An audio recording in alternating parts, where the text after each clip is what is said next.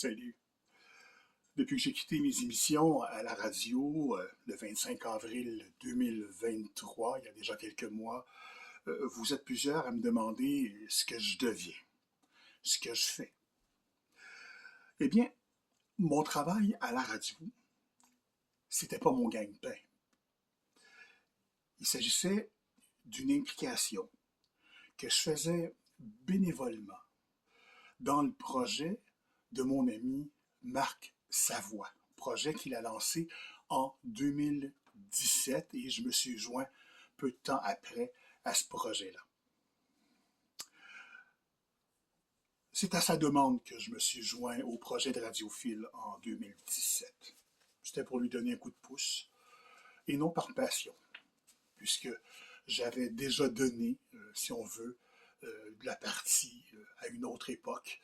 Et j'avais peut-être pas toujours le goût de le faire et d'être là de façon assidue. Mais bon, j'étais là. Il paraît que j'étais un très bon collaborateur. Alors, mon principal gagne-pain, c'est d'être un préposé qui intervient en psychiatrie dans un hôpital de Lanaudière. Et je travaille particulièrement la nuit. Voilà, c'est ce que je fais. C'est un travail que j'aime beaucoup en psychiatrie. J'aime beaucoup les personnes psychiatrisées et la psychiatrie, la maladie mentale me fascine énormément.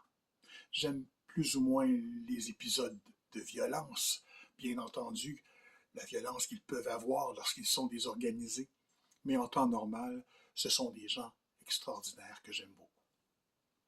Alors, pour répondre à la question « Qu'est-ce que je deviens depuis le 25 avril ?» Primo, dans la semaine qui a mis fin à la collaboration que j'avais avec Radiophile, le projet de Marc Savoie, alors à la maison, on a eu une inondation. Mon studio a été inondé, la cave au complet.